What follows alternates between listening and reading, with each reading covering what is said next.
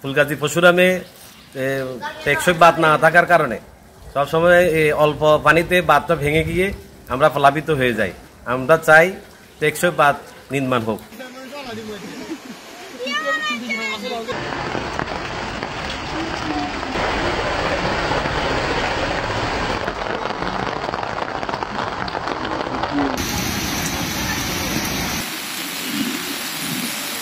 আমরা কোনো টানের প্রয়োজন নাই। আমাদের যে বন্যাবসী যে বাংলাগুলো আছে এটা টিকসো একটা বাংলা চাই, বাদ টিকসো একটা বাদ চাই।